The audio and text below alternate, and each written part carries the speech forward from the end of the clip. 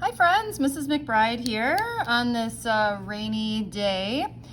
We are talking about one of my favorite topics though, so I'm pretty excited to be talking to you about projectiles at angles.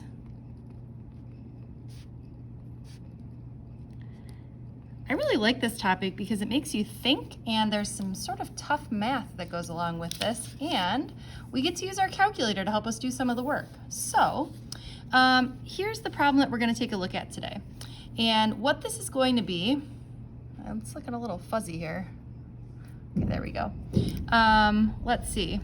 So we're talking about projectiles at angles, and specifically projectiles at angles off a cliff here, okay? So if we've got a projectile at an angle, why am I looking so fuzzy? Okay, there we go. So we're talking about projectiles at angles off a cliff. So we are going to say there's somebody that's shooting an arrow, and you'll notice that it looks something like this. Okay, so last year we talked about how to solve these type of projectiles, not off of a cliff, just where an object goes up and down. But what's different here is that it still continues on going down. So how do we deal with this answer? All right, so in our particular example, we're going to say that this arrow is being shot with an initial velocity of 40 meters per second, and it's being shot at an angle of 37 degrees. And this particular cliff is going to be 10 meters tall. All right, so what I would want to know is a couple of different things. So first thing, we're going to find the initial velocity in the x and y direction. And second thing is I would want to find the maximum height, okay? And I would want to find the distance in the x that this travels, okay? And we're going to go from there, okay? So actually the last thing is we would want to find is the final velocity. All right, so I'm hoping you're saying, let's make a table. And we're going to divide this into our x and y information. And again, remember, we've got x, v, and t on the x side because there's no acceleration in the x direction. And on the y side, we've got x, v naught, v, a, and t.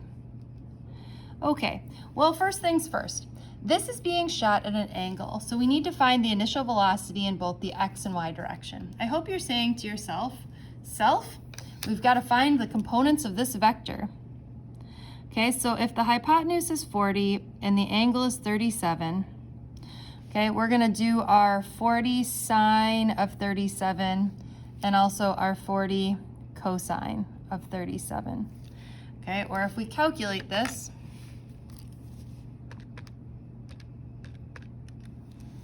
I'm going to say that this is 31.95. Oop. That would be helpful if I wrote it in the right spot. 31.95.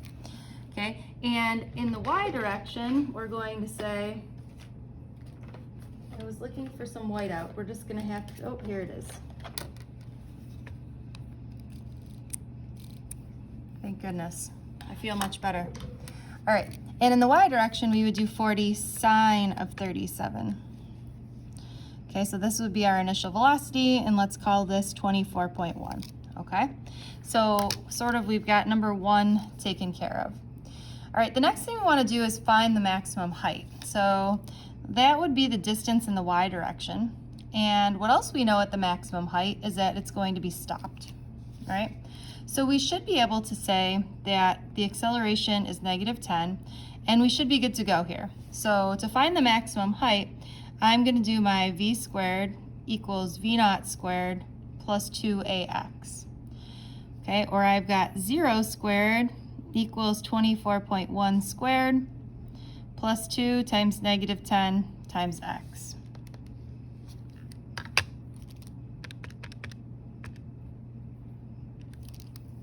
Okay, so I've got that 0 equals 580.81 minus 20x. I'm going to add the 20x to the side, or that 20x equals 580.81 divide both sides by 20, and I'm going to get that x is equal to 29, I guess 0.04. Now, is this the total answer? No.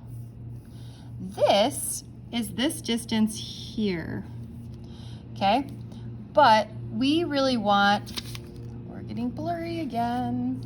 Okay, we really want this total distance. So for me, I'm gonna take my 20.4 and I'm gonna add the 10 meters of my cliff to that, and I'm going to say that the maximum height in this case is going to be 39.04 meters. Okay, so we found the maximum height. All right, now next thing we need to do is we're gonna find this distance. All right, what are we gonna do to do that? Any thoughts as to what we can do in order to find this? All right, well, we would be in business if we knew what the time was, right? So how do I find the time that it takes, right? Now, could I find the time that it takes to go to here? No, okay, because that is not half of the time in this case, so we can't really double the time. So what I really need to do is use this side to solve for the time. Now the problem is if I use this equation, don't write this down here, okay? If I use this information to solve for time, right, you would end up getting something like, well, if we can't use this information anymore, right? That's no longer good. So we could use that this is -10 now, right? But if we use this, you might get like x equals v naught t plus 1/2 at squared, or like -10 equals 24.1 t plus 1/2 of -10 t squared. So do you see why I don't really want to solve this quadratic equation? That seems like a mess to me. So what I'm going to do instead is I'm going to solve for what is the final velocity. And look, it turns out I'm going to need that anyways. So I'm going to solve for what is the final velocity first. And then once I have that, I'm going to solve for what is the time. So I'm going to use this information here to solve for what is the final velocity. Then I will use it to solve for the time. Okay? So I'm going to use the same equation, v squared equals v naught squared plus 2ax. What I'm looking for is my final velocity.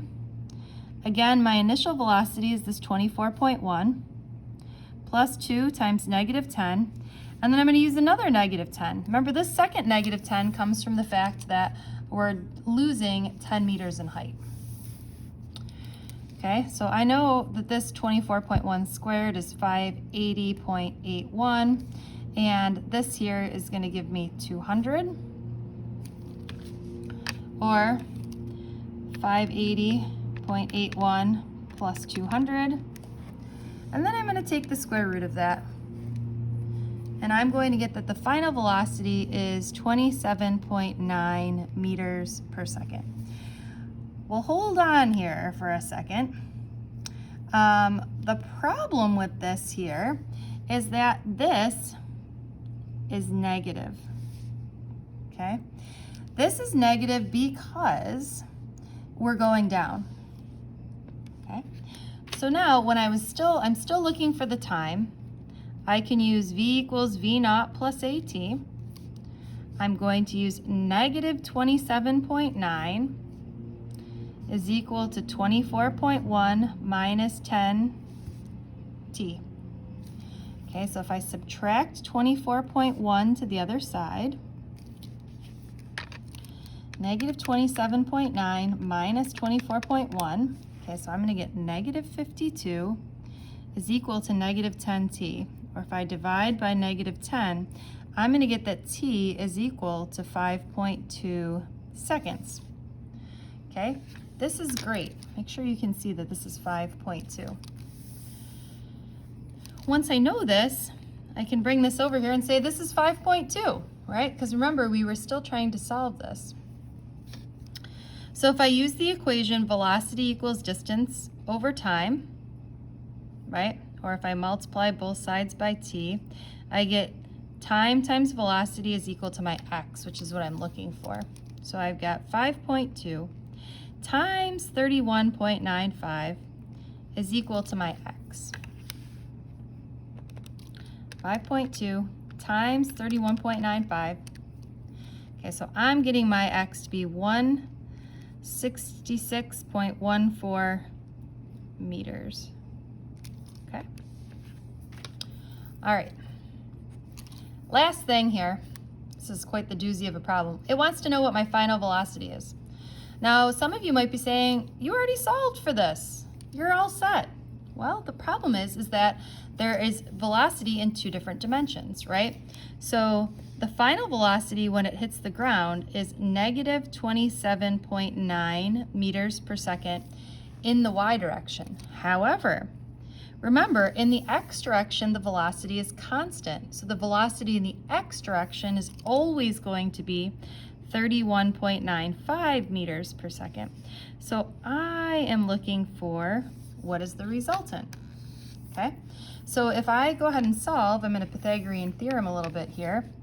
31.95 squared plus 7.9 squared. I didn't include the negative because I just know that when I square it, it will come out negative also. And I'm getting that my velocity here is going to be 42.4 meters per second. And that's the velocity at which it hits the ground. Now I could go ahead and solve for the angle, right? But I'm just going to skip that for a hot second. All right. Now, next thing I want to show you is how do you check your work, right? So how do you know if you are right? Well, you can use something called parametric equations. And parametric equations are going to say this, okay? In general, when we're doing our parametric equations, we take the x thing and we say, why is this keep getting blurry? Okay. We say that x is equal to v naught cosine theta times t. And we say that our y is equal to v naught sine theta times t plus gt squared, okay? And then plus your height. So in our case here, what are we going to plug in? Okay. Well, our x is going to be whatever our initial velocity is. So 40 cosine of 37 times t. And our y is going to be 40 sine of 37 times t. Now our little g, we use negative 10. Oops, sorry, this is, sorry, 1/2, okay? So it's gonna be minus 1/2 of 10 or minus 5 t squared plus our height, okay? So if you take your calculator, let me just move this over here. All right, and you go to y equals. Now this is in terms of y. So if I go to mode, okay, and instead of function, I want this in parametric mode, P-A-R. Okay, and then I go back to my y equals, you can see how now there's an x and a y equals. All right, so if I'm gonna type in 40 cosine of 37 times t, okay, so you see how my x button became my t. 40 sine of 37 times t minus 5t squared plus 10, okay? When I go to graph this, what am I seeing? Nothing, okay? Let's zoom out a little. Okay, so do you see how this right here is the start of what this is going to look like, okay? If I trace this, actually let's change our window a little bit because we know that we need a 0, okay? But we also know that, or we hope that our x distance is 166. So let's see if we can go to at least, let's go to 200.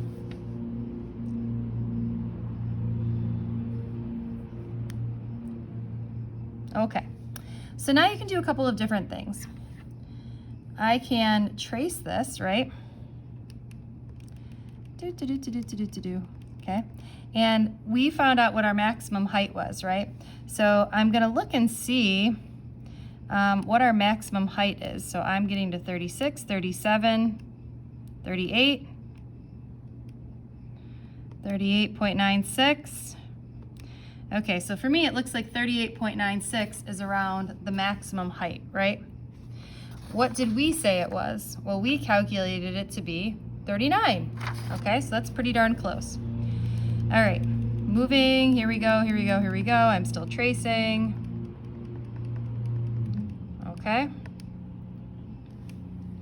I get over to here and I'm looking for, now we could do this a little bit, better.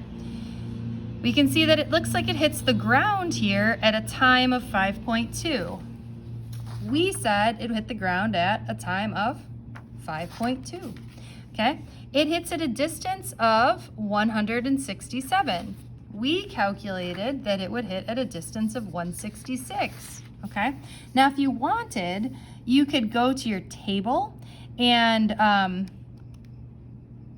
find the information in this format instead, right? Like we can see on my y, it must hit the ground somewhere between 5 and 6 seconds, so you could change your table properties. But for me, I'm always asking myself, like, how do I know that I got the right answer? Well, this would be the way of how do you know that you got the right answer, right? And just as a reminder, like, where does this equation come from? Well, this is just another version of x equals v naught t plus 1/2 at squared, okay? Or x equals velocity times time, right? So that's sort of where those come from. All right, hope that makes sense. Bye, friends.